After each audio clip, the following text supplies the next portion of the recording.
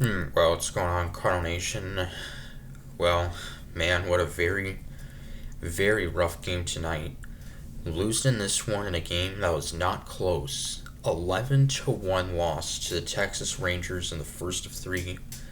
Yeah, definitely a bit shocking to see this. We had just 5 hits in this game.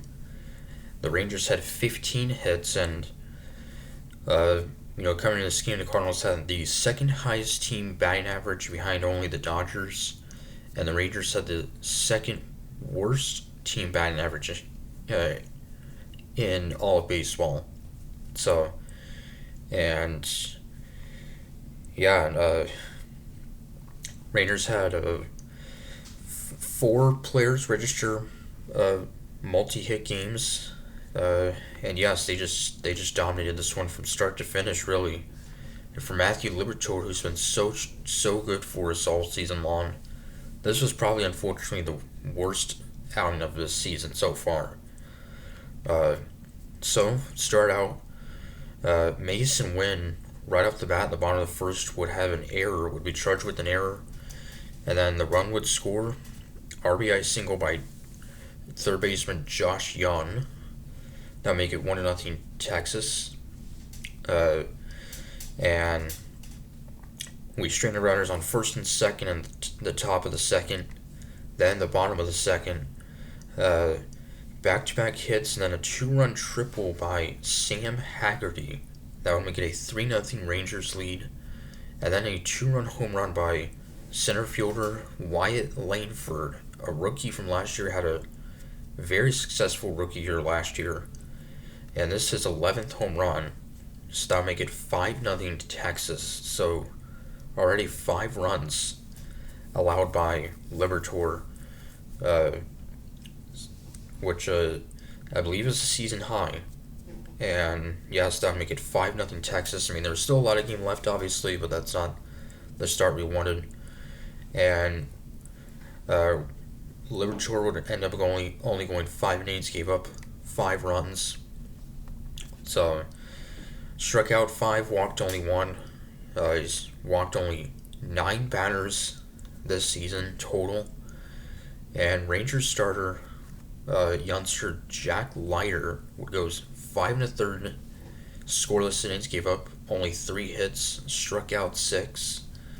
So a very strong outing by him.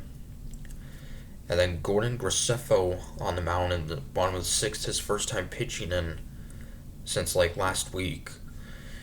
An RBI single by Marcus Semien to make it 6-0, and then Haggerty with an RBI single to make it 7-0, and then a 2-run single by Josh Young to make it a 9-0 game, and then in the bottom of the seventh, a 2-run home run by second baseman Marcus Semien to make it a 11-0 Texas lead. For Semien, just his 4th home run. He's off to a bit of a slow start. He's batting just 190 after just a couple years ago was a MVP finalist. So, and yeah, so and that home run by Semien came off of the rookie Matt Svanson. So, and then in the bottom of the 8th inning, pitching on the mound with the Cardinals down by 11 runs would be Alec Burleson. That's right, we'd have a position player take the mound, which a fairly new rule that if a team is trailing and or ahead by I think 10 or more runs, they are allowed to put in a position player. And down by 11, we put in Burleson, and a scoreless inning, gave up just a hit on 7 pitches, so he has a perfect ERA for his career. So I guess it's nice to see that. So, and then we would finally get on the board in the top of the 8th. So actually we were down 11-1 when Burleson took the mound. Lars Newbart having an RBI double. So, but yeah, so just a rough game. We just was not expecting this. Left 6 runners on base, 0 for 7 with runners in scoring position. So, yeah, and with Liberatore on the mound, I felt fairly confident that it would be a closer game. So, Pelican League mounts back tomorrow. It'll be a day game, 3 o'clock. It'll be Eric Fetty, or not Eric Fetty, Sonny Gray getting the start against left-hander Patrick Corbin for Texas. So two veteran pitchers going at it tomorrow. So till Saturday, hopefully we can bounce back and not allow 11 runs.